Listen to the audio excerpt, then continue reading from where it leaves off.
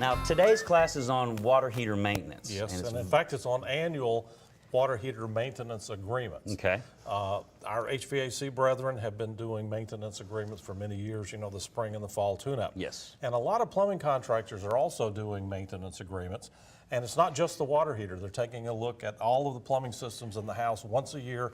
It's really good to have a professional come in and try to identify if there's any problem with that, because if you fix it now, you avoid a lot of damage and expense later. Right, and not only does this maintenance is good for the water heater, but it's good for the entire house. They're all actually interrelated. Right. You know, a lot of the things that we don't like happening to the water heater, like high water pressure and thermal expansion and so forth, it doesn't just affect the water heater. Right. It actually affects the toilet valves and ice makers and washing machines and a lot of other parts of the plumbing system of the home or business. Is actually, they're all interconnected together because it's all part of the same system. Right, and we were talking earlier about this, and the way this checklist is set up, you were talking about how this is comparable to like going in and having a checkup on a monthly or a yearly doctor visit. Yeah, it's very similar to the annual checkup when you go to your doctor. Yes. And one of the first things that the doctor wants to do when you go to take your annual physical is they want to take your blood pressure. Right. And so we would say, you know, that's a very good practice, and we would recommend one of the first things you do on an annual maintenance agreement on a home plumbing system or a business plumbing system would be, the first thing you want to do is do what the doctor does. You want to check the pressure. Right. Water pressures in the U.S. have been increasing over the past decade, and 80 pounds per square inch is the maximum that is allowed by code. And we see 100, 120 or higher pressure coming from the street into residences, and that is way too high.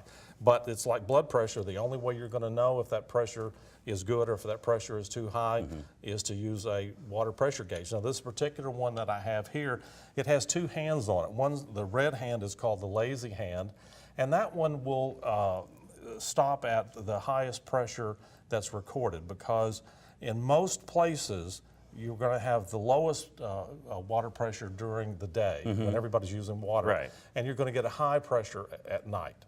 And so what the idea behind this type of water pressure gauge is you're supposed to leave it on attached to the residence for 24 hours. Okay. Now you can attach it to a hose bib outside. Yeah, that's my next question. Okay, or you can attach it to the drain valve on a water heater. Now, if you've got a lot of sediment in that water heater, you might not get a good pressure reading.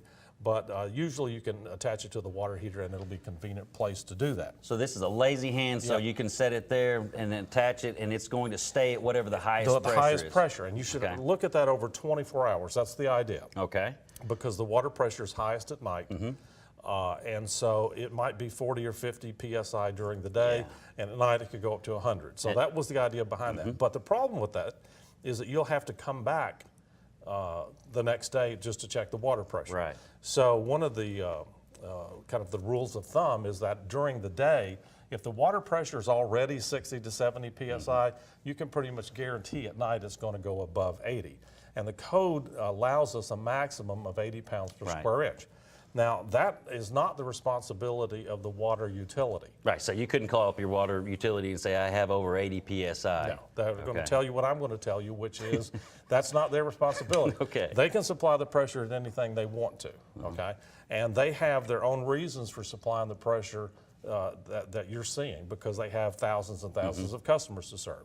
And so the idea behind regulating water pressure is that that is the responsibility of the premises. Okay. That's the responsibility of the business, the building, or the home, is you have to regulate your own water pressure. Okay, and you can go with a pressure reducing valve for that. That's exactly what you would use to do that, a pressure reducing valve. So if you saw that the pressure during the day was 60 to 70 pounds per square inch and the pressure at night, if you do measure it's above 80, you would want to install a pressure reducing valve. That's the first thing, because high pressure on a plumbing system, that's one of the things that kills water heaters prematurely, is high pressure. Right. It also damages toilet valves and other solenoid valves, like on an ice maker, a dishwasher, a washing machine. It causes washing machine hoses to burst. Because not only the water heater feels that pressure, but everything in attached that to house that line is going to feel that pressure. And so just like high blood pressure is bad and needs to be controlled, high water pressure is bad and it needs to be controlled. And the only way that you're going to know if you have high water pressure or not is the same way you're going to know if you have high blood pressure. You're going to have to get it tested and use a gauge to tell you. Okay. But once you've determined what the water pressure is, either the water pressure is going to be fine or it's going to need to be controlled. Okay. And so that would be one of the first things that I would recommend to a homeowner is if they have high water pressures to get a pressure reducing valve and to protect their water heater and the rest of the plumbing system. And now that's no matter what the pressure is on the other side of that pressure reducing valve, it's going to take that pressure down to whatever you set it to. So we're recommending between 50 and 60 PSI, so we would set it in somewhere in between. Yeah, the code says a maximum is 80. And most experts would recommend, since that's the maximum, that since you can adjust it, you ought to adjust it to a pressure that not only gives you plenty of water, but it also helps protect the pressure, the plumbing system. And we would say that 50 to 60 psi is a good pressure if you're able to dial one up. Yeah, and it doesn't matter what's on the other side. Like I said, I mean, it could change because plumbing, pressure is going to change over time anyway. It changes. Usually, in most places, it changes over a 24-hour period. Right. I mean, you measure it now, and you measure it 4 hours later, it's going to be a different pressure. That's usually not a problem or an annoyance with most people, but those pressure changes can, over time, damage the things that are hooked to the plumbing system. So having a stable pressure on there it helps ensure a long life of all the appliances. Now, once we do that, I mean, is that the fix for, are we going to have any other issues? Because, I mean, once we get it between 50 and 60. Well, that takes care of the pressure from the utility, but it doesn't handle another source of high pressure in most homes, and that one is caused by thermal expansion. Right. Now, thermal expansion happens because anytime you heat cold water and the water gets hot, it's going to expand. When it expands, if it's in a system that's completely closed off, Right. then it's going to increase the pressure, and rather dramatically and rather quickly. If you have 50 to 60 pounds per square inch coming from your pressure reducing valve, and you have a closed plumbing system, the water heater the burner will fire up on a gas water heater, the elements will come on an electric water heater. In a matter of 10 minutes, you go from 50 pounds per square inch, you can go to 150 pounds per square inch. It's because you're heating 50 gallons of water in a 50-gallon tank, it becomes 51 gallons, it's got to go somewhere. You also see this, in fact, your own cars and trucks, because your automobile or your truck engine works the same way. You've got an engine in the car that's completely full of water and coolant, and it's cold, and you turn the engine on and the engine gets warm and it heats the water. Now that water is also going to expand. Now in your car or truck, it has an expansion tank built in. Some people call it a reservoir. That's where you put the radiator fluid is in that tank. Yep. That's where the expanded water goes in. And so on a closed plumbing system, you're going to also have to have some kind of container to hold that water that's expanded from the water heater. Because it's got to go somewhere. It's got to go somewhere. Yeah. Now, I would say this, that it's always been the plumbing code that you have to have an expansion tank if you have a closed plumbing system. Right. That has been in there since forever. What has changed is that now we have a lot more closed plumbing systems.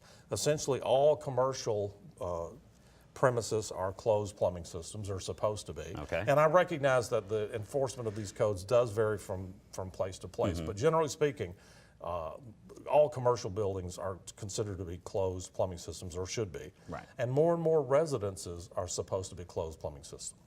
Now, a closed plumbing system, well, let me tell you what an open plumbing system is. Okay. An open plumbing system is you're getting water piped from the street to the residence. Right.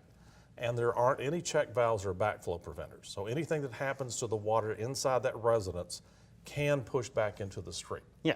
So when you get thermal expansion from your water heater, and now you have extra water that's coming back out and needs a place to go, it has a place to go. It can push out into the street. Yeah, it goes through the path of least resistance because everything is off. It's just going to go right back into the street. And you're not going to have this pressure spike because you're on an open plumbing system. If you're on an open plumbing system, you don't need an expansion tank. Okay. The problem is that a lot of people are now on closed plumbing systems and they need an expansion tank. And if you don't have one, you will see a dramatic increase in pressure. And that's one of the things that kills water heaters prematurely, destroys toilet valves and a lot of other appliances, is that pressure spike from thermal expansion. You have the water pressure from the utility. You've got that control with the pressure reducing valve. But then the other problem is the thermal expansion. And most people, or some people, don't even know that they're on a closed plumbing system, and it could change overnight. They don't. I mean, usually, if there's a backflow preventer installed, you might be able to see that. Right. But a lot of water meters today have check valves built into them. And more utilities are going to putting check valves and backflow preventers in their system because they're trying to protect the public water supply from any contaminants that might come back into it. That's their deal. And so you might not be able to see these backflow preventers, but you can certainly tell that they're there. And the way that you can tell that they're there is to get your pressure gauge. Because if you put a pressure gauge on a plumbing system and it's a closed plumbing system, you can tell that because this pressure gauge is going to read 40, 50, 60 pounds per square inch, whatever the pressure is on the plumbing system coming from the utility. And you put this pressure gauge on, say at the drain valve on the water heater, then you turn the burner of the water heater on, or the elements on an electric water heater. And you wait about 5 minutes. And if you're on an open plumbing system, you will not see the pressure increase. Okay. But if you're on a closed plumbing system, in about 5 minutes, you will start seeing the pressure go up. And the pressure usually will double or triple from what the static pressure is from the utility. Okay. If that pressure goes up, you're on a closed plumbing system and you need an expansion tank. Then this is an expansion tank here. It's basically it's kind of a balloon in a can, okay? It's a steel container that has, and I can show you better with this one because it's been cut open and you can see it's got a rubber bladder here inside if we can get a picture of this. So basically that's a rubber bladder here inside, and it's going to have air pressure on one side of this bladder and it's going to have water on the other side. Okay. And what you want to do is you're going to pressurize that with air. And as I said, it's kind of a balloon in here. And so now when the water in the plumbing system, let me hold it this way because that's probably the way it's going to be installed. If you have water that needs to push back into the public water supply and you cannot do it because now you have a check valve, well, this gives it a place to go. And it will push up against that bladder inside here. A couple of things about installing these. It has to have air pressure in here to match the air pressure of the home plumbing system. We ship it with air in it, but yes, we ship it with air in it because we have to put some air in it to maintain the shape and position of that bladder. But we're only allowed to ship about 38 pounds per square inch of pressure in this because of the Department of Transportation regulations. So unless you're installing this on a plumbing system that happens to have 38 pounds per square inch water pressure, it's not going to be the correct pressure. You're going to need more pressure than that. We just can't do that and ship it. And it has a tire valve on here that ought to look familiar to you if you ever put air in the tire. It's kind of the same valve. And so what you want to do is you want to take your water pressure gauge. You see how handy this is? Take your water pressure gauge, measure the water pressure of the home or business, and say it's 60 pounds per square inch. Then before you install this expansion tank, and that's a very important step, before you install the expansion tank, go ahead and put your air pressure in. If you put the air pressure in after you install the expansion tank, it just won't work. It's going to do nothing for you. It's not going to help you. So before you install this, you want to check the air pressure, you want to check the water pressure of the building or the home, find out what that is, and then you want to pressurize this with an air compressor or a hand pump to the same pressure. And that's the first step that you want to do, is to do that. Then this is now properly pressurized. Now you install it. Now, can you install it, since we're talking about the whole system, can you put it anywhere in that plumbing system, or where do we recommend putting it? Well, you will usually see these, they will actually be installed near the water heater because that's a convenient place to do it. If you don't have room right around the water heater, you could put it on the plumbing system somewhere in the house. Besides that, it doesn't have to be next to the water heater to function. I've seen them put under sinks or in the garages or other kind of places. It is important that there's not a check valve between the expansion tank and the water heater, or you're basically back to a closed plumbing system. It would mean nothing because if you got a one-way valve, the pressure can't get back. And also, although you can install this on the hot water side of the plumbing system, and it will work, over time, hot water can degrade the bladder that's in there. So if you want this thing to last a long time, then you want to install this on the cold water side. So install it on the cold water side, and make sure that you properly pressurize it before you hook it to the plumbing system. Yeah, that is very important. So pressurize before you install it, and try to get it, I mean, you can try to get it as close to the water heaters as possible, but it can go just anywhere about on anywhere that, in the system. between the water heater and a check valve. Yeah, as long as there's Any not a type check of valve. one-way valve. As long as there's not a check valve between the water heater and the expansion tank. Okay, so we've covered a little bit about pressure, and this is our periodic maintenance or our annual maintenance checkup. Let's talk about something else that needs to be addressed, and that's the temperature and pressure relief valve. Yeah, the temperature and pressure relief valve will come with a label on it that will say what the maintenance schedule is for that. And typically, it does vary with each valve manufacturer, but typically it will say that it needs to be mechanically tested once a year. And that literally means just opening and shutting the valve to make sure that the mechanism inside functions easily. And you also want to make sure, now normally this will have a discharge pipe on it, but you also want to make sure that you're going to get a lot of water out of that when that thing does function. So when you open that up, you're going to expect to get a rush of water.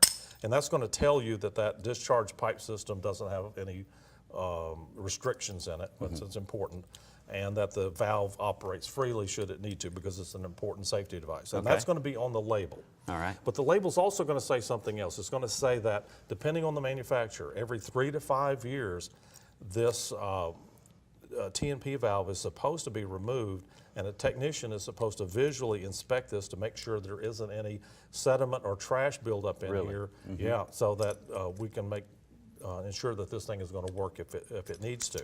And that's really important if the house has had a problem with thermal expansion. Right. One of the dead giveaways that you have a thermal expansion problem is you have a dripping T&P. Yes. Okay? And so you see this a lot. I have a dripping T&P valve. That means really you've got a thermal expansion issue. We've seen a lot of these replaced, the second T&P, the third, the fourth, the fifth one, and none of these things work. Bad batch of T&Ps. Bad batch of T&Ps. And so the sixth one is not going to help either. No, I'll it's just not. Go ahead and tell you that. We know one thing is true, that it's not the this. T&P. Okay. Yeah. It is possible that you could get one that has some trash under the seat. Usually you can just open it and shut it a couple of times and it'll flush that stuff out. But normally, if this T&P is dripping, or weeping as some people call it, just small amounts of water, if you look carefully, you're going to notice that that's really happening every time the burner comes on. Right. Or the elements. And if that T&P is dripping every time the burner comes on, that's a giveaway that it's a thermal expansion problem, and changing the T&P out is not going to fix the problem. Right. You need an expansion tank. But, so you get an expansion tank and you get a pressure reducing valve and you control the water pressure and you take care of your thermal expansion. However, if that's been happening for years, this T&P has dripped a couple of cups of water every time that water heater is cycled, and you can easily get a sediment buildup inside this relief valve. So if you have to control the water pressure and you have to put a thermal expansion tank in, the third step you want to do is pull this T&P and check it inside to make sure it does not have a sediment buildup in it, because typically they will. It depends on the water hardness in your location, but in most places you would get a lot of sediment buildup in here if you're using the T&P as basically your relief valve, because this is a safety device. Right. And for thermal expansion, you're supposed to use a expansion tank and not the Now, I mean, and like Henry said, you know, different manufacturers of those are going to, on the labels, going to tell you when you're supposed to actually take it out and look at it. But it's a good idea every year to open and close that, because that's something we do have in the manual. Let's talk about something else that's another step would be flushing and draining a water heater. You see that a lot. It's in all the manuals. It needs to be flushed and drained. And it really depends on where you live, because in some places they have soft water. They'll have a lot of stuff in there, and you drain and flush a couple of water heaters, you don't get anything out of it, and you think, okay, well, there's not anything there. Okay, if that's your situation, then you're good to go, because it's not going to matter. But in a lot of places, the sediment buildup, because the water hardness is kind of extreme, and those water heaters need to be drained and flushed probably annually. A few very rare places, maybe even more often than that. But it's a good idea of doing the annual maintenance that you would drain and flush the water heater and see. Okay. The easy way to do that is to turn the cold water supply off. Okay. And then put a garden hose on the drain valve and open the drain valve. And you're probably only get a couple of cups of water out of it. It's going to vapor lock on the top. And so then what you want to do is pop the T&P open and let some air get in the water heater, and then Okay. that will get a couple of gallons out of there. And if a couple of gallons of water, if it's kind of milky, then you might even drain it as much as the whole tank. You want to keep draining it until it's kind of, So we want it to be clear is what you we're want to drain looking it until for. the water looks like it does on the cold water side. And that's all going to depend on your water in your area. You may need to do it more than once a year. You may need to, but most places once a year would be enough. When you one of the reasons that we want to turn the cold water off yes. first and drain it with the cold water off, okay, is because we are trying to drain whatever has collected in the bottom. We're trying to flush that out. Right. That cold water is going through a dip tube down to the bottom that has been designed to actually stir all that business up Yes. and flush it out every time you use hot water. Okay, so since we don't want to do that, Right. in this one instance, we want to turn the cold water off. We don't want cold water flushing through that dip tube. We want that to let those sediments kind of to stay down in the bottom of that tank, so we can kind of rinse all of those out of the bottom. That's at least the theory behind that.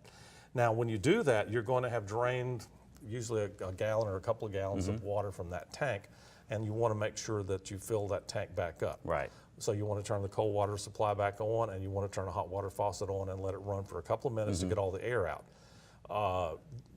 Usually, it's not that big a deal on a gas water heater. Very important, however, on an electric water heater. Yes. If you drain several gallons out of an electric water heater and you don't get all the air out of it, then you could dry fire the upper element. So Right. you don't want to do that. So always make sure when you're done with that draining and flushing that you run the hot water for a couple of minutes and get all the air out of the tank. So that's Right. Yeah, and it's a good idea. You can open up all the hot water faucets just to make sure you get all the air out of the tank. I let it run for a few minutes, and just to make sure, because especially on an electric water heater, you do run the risk of dry firing the upper element, because usually on a cold tank, especially if the tank is cold, the first thing on an electric water heater is the upper element's going to come on first. So very important step. All right, we're still talking about sediment because we just flushed it out. Now let's talk about anode rods, because this is another thing that we do recommend that you look at during a maintenance check, and to make sure, the anode rod is going to help with the life of the water heater. Now, all of these steps do, but this is very important when it comes to the life of the water heater. Well, let's look at why water heaters might fail prematurely. Exactly. Okay, the reason that a water heater would fail prematurely is because the water quality in that particular area usually eats up the anode rod faster than normal. Right. And now after a shorter period of time, say 4, 5, 6 years, now you've got corrosion that's going on in that tank. If it was just a depleted anode rod and that was the only issue, then you probably wouldn't have a premature leaking tank. But that's usually not the only issue. Not only do you have an anode rod that's being depleted faster because of chemicals that are in the water or from where they get the water from to begin with, but you're also looking at a situation where you're going to end up with high water pressure and thermal expansion. Right. And it's really those three things, okay? Okay. It is a depleted anode rod, high water pressure, and thermal expansion. Those are the three things that cause water heaters to leak prematurely. Those are the three things that kill toilet valves, Yes. ice makers, dishwashers, washing machines, washing machine hoses, and other parts of the plumbing system. So you want to check that anode rod every couple of years. Now, every owner's manual is slightly different because the product is slightly different, and I would advise anybody doing maintenance on a water heater to look at the specific maintenance schedule that's associated with that particular water heater. What Okay. the advice we're giving is kind of general. Right. But generally, I would want to look at an anode rod the first 2 or 3 years, to see what that's looking like. What the depletion rate is on that. Try to get a feel for it, and I think that you could probably get a feel for the depletion rate in the community that you're working in. Right. Especially if you're working on just 1 or 2 water systems, you should be able to tell, just generally speaking, how long anode rods last in your area. Right. But this is a new anode rod, and it is made from magnesium or aluminum. Okay. And you can tell it's nice and shiny, and that's the new one. And then after a few years service, if all is well, it's going to look like this. Now, it doesn't look quite as nice, and it does have a coating of lime on there, which is not a bad thing. That's not too much lime. And there's plenty of metal here. Right. Okay, so this anode rod is doing its job. Now, if in many cases, after 5, 6, 10 years, you might pull that anode rod and all you see is a stainless steel wire. That's all that's left of it. There is no aluminum or magnesium, that's the metals that protect the tank. Exactly. They're completely gone. Now, one way you can see this for yourself is take water heaters that are leaking and pull the anode rod out of them. Now, I can tell you in advance what you're going to find. You're going to find this wire, if you're lucky, and in many cases, you know, even the stainless steel wire, which actually shouldn't be attacked at all, is going to be eaten up. Yeah, and especially if you have water heaters that are leaking prematurely, you know, during the warranty period, or it didn't last as long as the customer expected. Whatever that is. Yeah. Okay. The way to extend the life of a water heater is to make sure that that has an anode rod in it that has active metal on it. And whatever that schedule is in your area is just whatever that schedule is. Right. Okay. With one exception, and that's water softeners. Okay. If you have a water softener, we would recommend checking the anode rod annually, because water softeners really, it also depends on your water conditions plus the water softener. So I can't say as a general rule, in every case, it's always the water softener. But in most places, the natural water chemicals plus the water softener kind of conspire to eat up the anode rod very early. And so we recommend checking the anode rod once a year if the system has a water softener, and you'll have to replace the anode rod a lot more frequently than you would if it's not on a water softener.